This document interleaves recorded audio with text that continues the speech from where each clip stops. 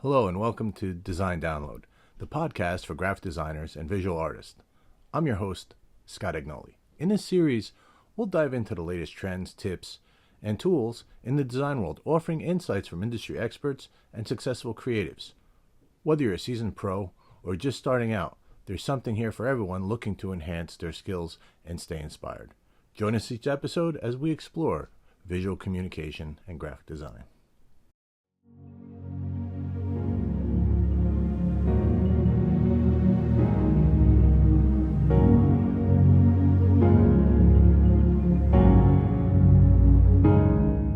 I was out walking this morning and looked down and checked the time on my Apple Watch and thought, wow, how amazing is this piece of technology? I mean, such a small device that does so much. Our technology, it's really truly amazing. Did you know that the wristwatch had its origins way back in the 15th century? At that time, clocks were weight driven. That means that they had heavy weights that hung down from gears and turned them, and they had pendulums and were really big, like furniture, taking up lots of space. They were anything but portable. During that time period in Nuremberg, Germany, there was a man named Peter Henlein, a man who would change how people used portable clocks.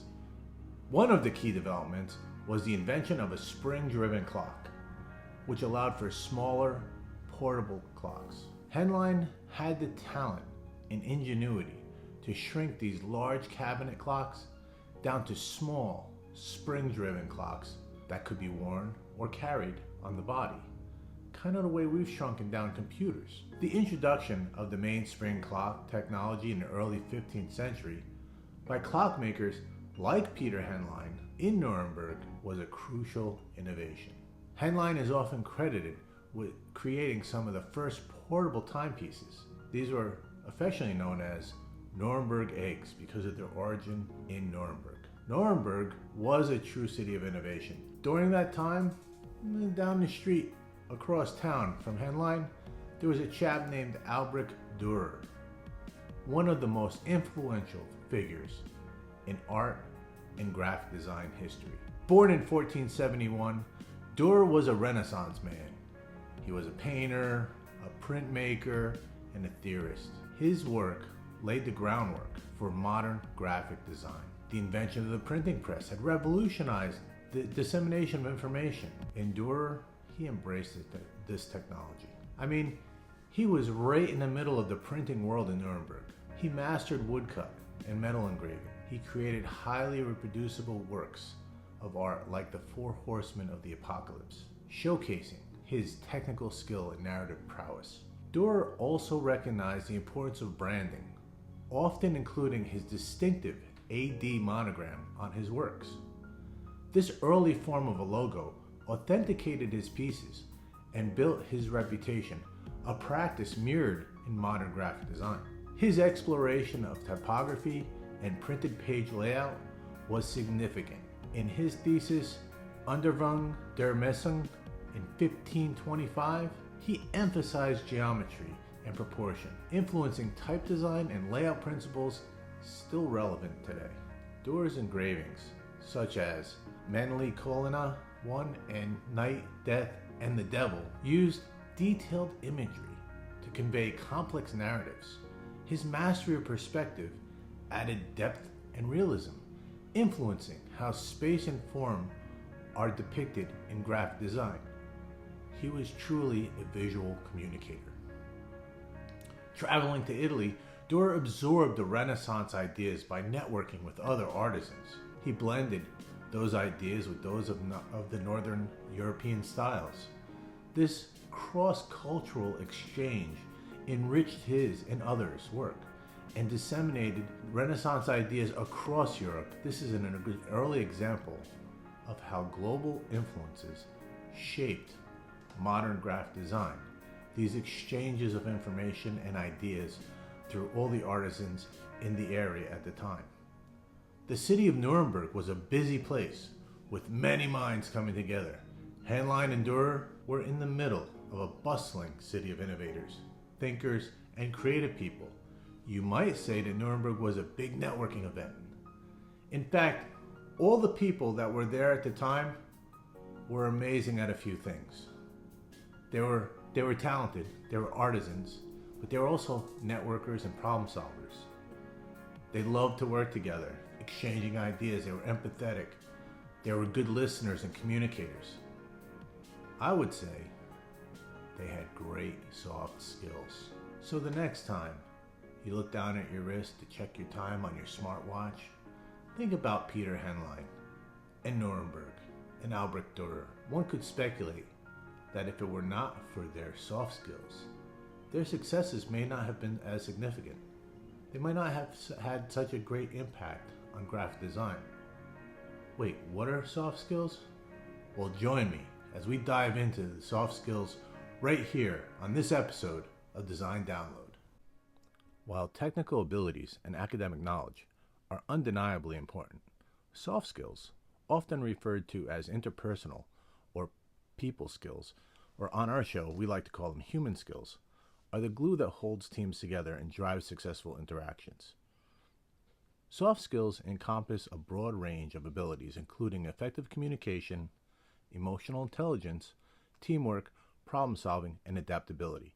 In a world where technology and job requirements are consistently evolving, these skills have become indispensable for navigating the complexities of modern workplaces and fostering positive relationships.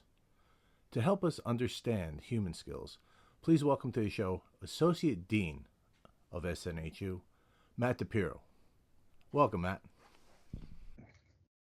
Hi, Scott. Thanks for having me. Oh, it's great. Listen, why don't you tell our audience a little bit about yourself, a little bit about your background real quick?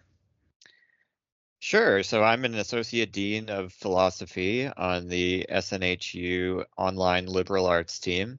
As part of my job, I support the academics, faculty, and curriculum in my area. And another thing that I work a lot on is an initiative on our team to promote human skills in the curriculum. My background is largely in education. I've spent over 10 years in a variety of roles, but primarily focused on online learning and the online student. Oh, that's great. You know, in the graphic design world, in the advertising agency world, teams are so very important, and human skills play a huge part in teams. And I like to give our listeners a real world example of how human skills can really play a part in your success in a team, because creative teams are like any other team.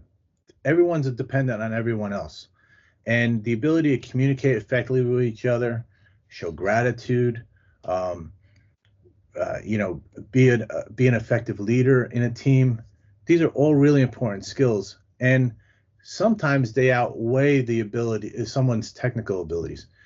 So back a bunch of years when I was a managing director of a in-house advertising agency, which I had built, we had a close-knit team of people, and we were missing a skill set, someone who was a really great marketing communications director. And so I hired a person, and their resume was like the dream. Like, this person was the all-star. They were in the Hall of Fame. They were a person with tons of experience, and they came in, and believe it or not, despite their skill set, which was great, and their work, which was very high quality, they brought the morale of the team down because they weren't willing to communicate effectively with the team. Tell them, hey, I'm doing this today, or hey, can I help you with that, or hey, let me show you how to do that to make your life easier because I've been doing it for a long time. Sharing, right? All these things played into the fact that even though this person was an all-star in a team environment, they really eroded the morale of the team to the point where everyone else started not communicating with each other. Everyone else didn't want to go to the team meetings we had each morning and talk about things and figure out how to solve problems together. Rather, this person fostered an environment of, I'm doing it for me and all my glory, and I'm going to get it done my way. And even though their skill set was excellent and their work quality was very, very good, I had to I had to let them go from the team. And my boss said, "Well, that was an exercise in addition through subtraction." And the amazing thing was, even though they left, and the team was like, "Well, we don't have someone who's really good at that anymore," they left. All of a sudden, everyone came together, and we did even better work than that together without that person. So understanding that type of example in a team environment, I think, is a great way to frame this conversation and hit you up with the very first questions. Realistically, what is a human skill or soft skill, Matt? Well, that's a great question. Human skills, we've been trying to define this term for years. They're the skills that we use to relate with one another, to approach the work we have to do, and to adapt and grow in our fast changing work environments. Your classic examples of human skills include communication, critical thinking, and teamwork. I was hearing a lot of those in your example. And it also includes trending skills we hear a lot more about today, like resilience, curiosity, creative problem solving. What I like to say is if technical skills are the things that get your resume on the top of the interview list, human skills are the things that are going to actually get you hired and make you successful in your job. That's a great lead into my next question, Matt. You know, right now we have a lot of people who just graduated college or are graduating college with their degrees. They're going on interviews and they've taken a lot of time in preparing the resume. Let's take someone who got that interview and they're sitting in a room with someone, talking or through a Zoom call on an interview. How can they give an example, or how can they effectively communicate their human skills or their soft skills? Oh, it's a great point, and it reminds me of a conversation I had with someone from the graphic design field who told me that one of the best skills that graduates can learn how to do and bring to a new job is the value of small talk. Um, we have different words for all these things with communication and human skills, but uh, one of the best ways to separate yourself from other competitive candidates, you might have exactly the same qualifications as somebody else who's going for the same job, but maybe you told the story that made the recruiter laugh. Maybe you were the one who was able to showcase their skills by the way you talked about uh, a project that you completed with others, or a time that you didn't know what to do, but you sought help, or you found the right resource to learn more about something.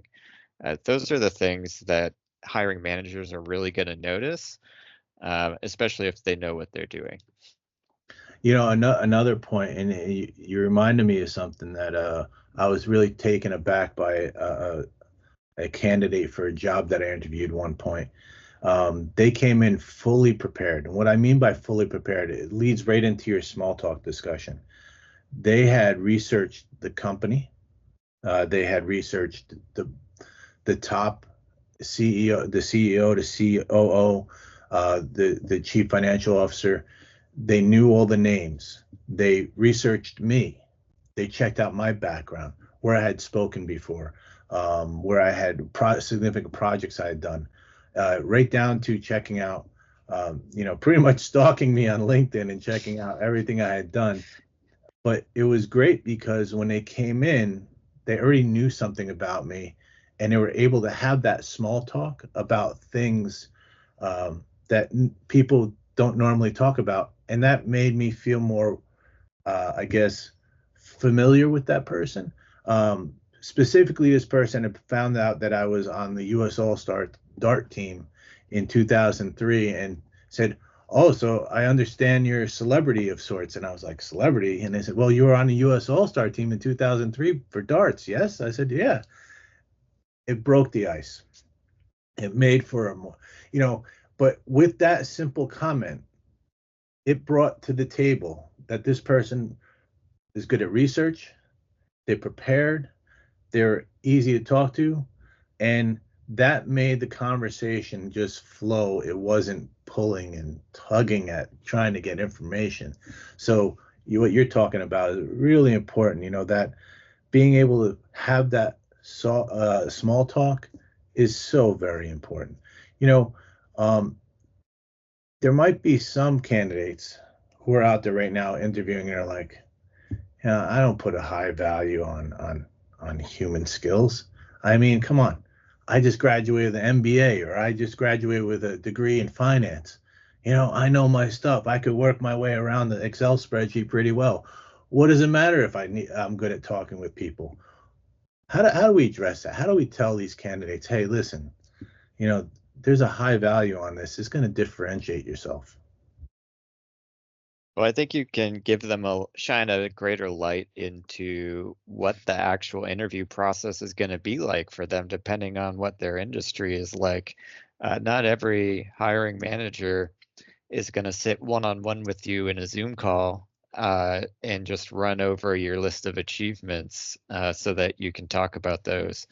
Hiring managers are doing different things now. They're putting candidates into rooms with their teams, and they're asking them just their teams to ask them questions. They have hiring committees. So candidates are being put in more unstructured situations where they have to talk to other people. They have to relate with them. They need to have a conversation that really draws on their ability to communicate and build relationships, just as much as it is a reflection on all of the things that they've mastered or achieved to that point. So that's where the human skills come in. The human skills comes in not just in what you've done, but how you talk about it. That's one thing that I would try to impress upon new graduates coming out of school. Sure. And, I always tell students that I counsel and coach about the interview process. Most of the time when you're going to an interview, your resume has already been looked over. You've already been pre-qualified, so to speak. Certainly it was that way when I interviewed a lot of people and hired a ton of people. Uh, you know, my reasoning for having an interview is to dig deeper and find out, oh, I see you did this great project and you achieved, 20% more sales than the last guy. And year over year, you did this or that or the other thing.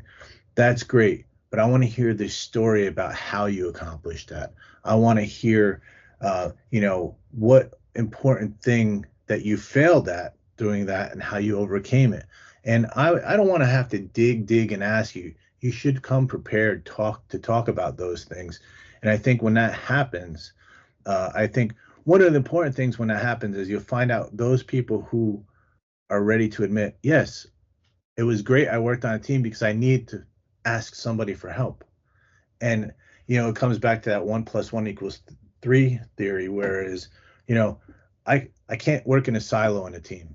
I have to work with other people. And when two or more people get together, even more great stuff comes out of it.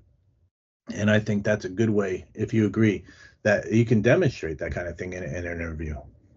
Oh, absolutely. I mean, if on a resume you're trying to paint yourself in the best light possible, to your point, when you're in the interview, you need to actually be a human and relate to another person. And people don't just get from A to B. It's a nonlinear path. People need to learn new things. They need to seek out help. They need to get feedback on what they're doing well and what they're not doing well. This is just the everyday life of being an employee at a company, and that's what the hiring managers want to learn about. Matt, let's talk about something else. You're sending in this resume to somebody, maybe you're emailing it to a bunch of recruiters or a headhunter. Am I just line listing these human skills? Oh, I'm a good communicator, I'm a good team player. It sounds kind of self-serving in a way, or pretty vanilla, or you copy and pasted it off of a LinkedIn recommendation and how you should talk about soft skills. Is that the way we should be listing them on a resume? No, in short, one thing that you can do, we all have abused the skills section of a resume at some point in our lives, but we all have to learn the hard lesson at some point. Uh, One of the best things you can do is to take a look back at your uh, prior job experience and to use those bullets as powerfully as you can. Really maximize how you're describing your work and responsibilities to showcase everything that you brought to that job. Uh, if you want to showcase your presentation skills for a job where that's a really important thing to do, list all the different times or summarize the times you've done that. How many attendees were there? What was the format? What was the outcome? Include that in your professional experience so your employer can see that you've had plenty of experience doing this in different places. If you want to highlight communication, well, what kind of communication? Uh, what shows you as your best self? Because not everyone that's good at customer service might be good at collaborating on a team. Not everyone that is a good team member will be a good peer or employee coach because that's something that comes with more managerial experience. So, I mean, I think these are the kinds of things you need to start asking yourself certain questions and find the place on the resume where you can be specific and honest about where you're really maximizing your value. So almost, if I were to summarize a lot of what you just said, would it be taking real world experiences and framing them in a way that kind of exemplify that human skill? Yes, absolutely. I think it's extra important now in a time when the technical skills, the average shelf life of one of those things is about 5 years. To be able to showcase those human skills in creative ways in your resume to help you stand out. Great. So if we talk about, you know, a human skill that is more important than any other, I have one in my mind, but I want to hear what your take on is. If I'm sitting there doing a self-assessment one day and say, listen, I really need to improve this, what would be the one skill you see many students or candidates that are a little deficient in that we could brush up on and really help yourself? What would that one skill be? I think that skill, I don't know if there's a wrong answer to this question, Scott, but I think if you have a comfort level with oral and written communication, that will show to an employer right away. Uh, you don't have to be an expert, a content expert in every area that you're working on, but good communicators do a remarkable job, I think, of showing competence in the job, whether they're actually experts in an area or not. How do they do that? Well, they're clearly expressing themselves. They listen well. They understand the nonverbal cues of what's going on around them. And they know how to ask the right questions and relate to others. And as a result, they're one of the most present members of the team in a lot of cases, whether you're working in person or remote. And people tend to think more highly of them for kind of regardless of what technical skills they might have. That's a great point. In my mind, communication is hands down the most important because if you can't express yourself, if you can't, think on your feet and uh, answer a question that you've been given that caught you off guard, if you can't um, write a great note of gratitude back to the person that interviewed you and say, hey, thanks a lot for the interview today and your time, and express yourself in a way that's meaningful, um, you're going to fall down. You're going to fall short. You're not going to stand out. And at the end of the day, in an interview, you want to stand out. In a team, you want to be the memorable person on the team, the person that everybody wants to work with. And the way you can do that is by effective communication.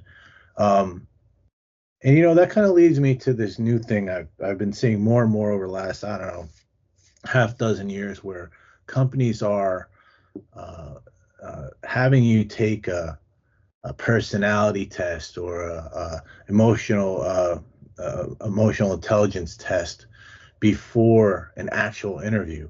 What's your experience with this kind of testing? I know that a lot of government agencies use it now, but a lot of Fortune 500 companies are doing it now, and there's even I've seen in the graphic design world and the advertising world, small agencies are doing it to be able to weed through, as we talk about, people who have all the same skill sets. Like there's 1,000 people out there that could code. There's thousands of people out there who can design. But who are the people, and how do employers pluck out of all these groups the people who are really going to work well together? And what is this all? This personality testing, this emotional intelligence testing. What is it all about, and what's your experience with it? It's a great question, Scott. I think that the growth in uh, pre-screening tests, exams, assessments is really an indication of hiring managers needing to leverage more technology to try to make their jobs a little bit easier, a little more efficient, dealing with all of these candidates that are applying for the positions with the same credentials. In addition to the assessments, I mean, we haven't talked about this yet, but artificial intelligence is making this more possible as well. And but specifically to the personality test, I've read that as well, that the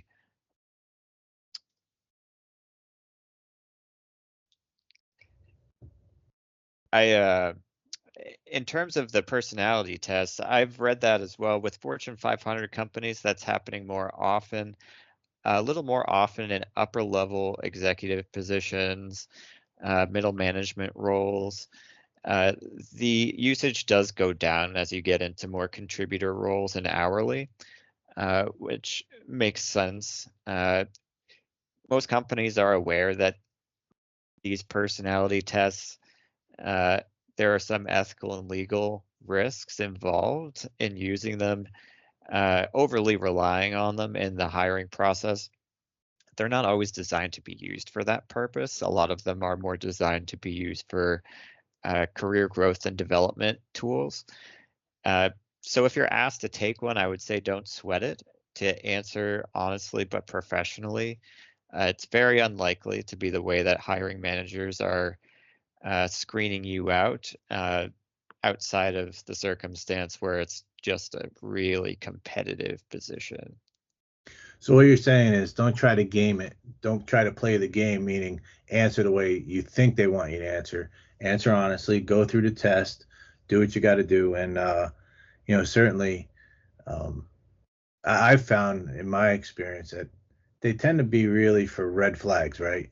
Someone who is someone who answers something like doesn't like to work with a team, or doesn't, answers all these questions in a very negative way, that can give a hiring manager a red flag and say, maybe this person really isn't right for us. But I've had the similar experience you have. Is typically it's not to weed people out or exclude them, but to kind of categorize them sometimes and say, you know, these might be more leaders right off the bat. Not that anyone couldn't be a leader, but the initial might be, this could be more of a person on a leader track, or this one could be more of an organizer, or whatever. I've found the same thing. So yeah, people put a lot of pressure on themselves, and they start doing research. They check out LinkedIn, and they start reading about them and how to prep and how to answer them. And that's really not the best way to go about it, because you're not being honest with the person who's interviewing you, and you don't want to ever give a false um, persona out there based on your answers in a test. Um, and that kind of leads me to my last question, because technology plays such a big part of our world now. I mean, hybrid situations, workplace environments have changed to a great degree, where everyone used to have their own desk, and it was personalized with their family pictures and little pieces of personality on their desk. Now they're just these hoteling stations where you just blank desks, a monitor, you bring in your laptop every day, to assign you to a desk. Certainly, that's been my son's recent experience. He like works from home 2 days a week and in an office 3 days a week, but he doesn't have like a home desk, right? He just goes to an office and they say, "Oh, you're in desk 34 today." So you might not even be sitting next to the same person every day. Um, so this remote and hybrid, you know, I heard my son say, some of these, uh, human skills things, Dad, they don't really matter, do they? I mean, I don't see anybody anymore. What would your answer be to that, Matt? I would kindly disagree with your son's description of that situation. I think that human skills are even more important when we're working in hybrid and remote work environments because you really have to put more effort into putting yourself out there into situations where you're interacting with humans and not just your screen. Uh, you mentioned the office environment in hybrid and how, sometimes we'll have work environments where we have an office space of our own still that's only used part of the time, but then some workspaces are evolving to that hotel practice. And so you're going to need the ability to communicate with people that you don't know fairly often that might not work in your area, might not understand the work that you do. And then when you go back remote again, it is a little bit more challenging for some people to still be that contributor to the team that they might think that they are in their day-to-day work life. So, I mean, some advice I might give particularly if you're moving into a remote space and you're more accustomed to the in-person office experience, is to be proactive and communicative in your work environment. That includes not just your manager, but your other team members. Whether it's a simple question that you have or uh, the conversations you might have had when you're in the office, those organic conversations. Small actions can make a big difference when you're working remotely. And then just to be open and curious about the ways that your team or company is working and communicating together in the remote environment so that you know how to adapt. You might have to be extra proactive, blocking your time and managing your schedule if you have the ability to do that to try to acclimate yourself. But I think that's time well spent because you'll be able to be more present in your meetings and more productive with the time that you do have. Yeah, definitely. I think on all points I agree with you, and my son agreed with both of us after I had a short discussion with him after that. One of the things I told him was something I coach a lot of students on is whenever you go into an environment, a work environment where you're meeting face to face with people, you really should have, I call it the intro statement ready. And it's, your name, what department you work for, and who you work for. And why I found this very important is because somebody's going to remember you. Or if you do something outstanding, you want to give them away, the person who's observed your work, to communicate that to others. And one of the examples was I'd had an intern start for me one time, and I told them, you should have an intro statement. They're like, "What's an intro statement?" I'm like, you say, "Hi, I'm Bill. I work in the marketing department for Scott, and I'm the communications manager." That's all they need to say, because at one point Bill was asked to do some work for somebody, and they did it really well. Now, had the person he helped out not know who he worked for, they would have had to do research to find out what department Bill worked for. But they knew that Bill worked in the marketing department, knew I was the head of marketing. So in a board meeting, this other manager come up to me and say, "Hey, that guy Bill, superstar, did some work for me, did a great job." So in an environment where you're running into people you may never meet twice. I think it's important to be memorable and come up with that intro statement that talks about who you are. Maybe even so, I always like to also throw in a fourth piece of information as a piece of flair, right? Hi, I'm John, and I went to NYU Film School. Now I'm working for so and so in this department. That way, you kind of separate yourself. You give that person a little bit of information that makes you more memorable, and that can go a long way. Like you said, when you're in this work environment today that's ever evolving, and today I sit next to two people, tomorrow I sit with no one, the next day I'm at my desk at home. Those kind of things can make you memorable, make you more approachable, make you a better team player and a teammate. And with that, unless you have any final thoughts on the subject, that's going to be a wrap for our discussion about human skills. And I hope we've covered, or maybe just scratched the surface, but given people a lot of fodder to go out and learn more about how to hone their human skills. What do you think, Matt? Yeah, really appreciated the discussion. I hope it's opened some people's eyes to the value of human skills and why it's not a either or situation of do I want to learn the next technical skill or do I want to work on my human skills, that they really go hand in hand to being successful.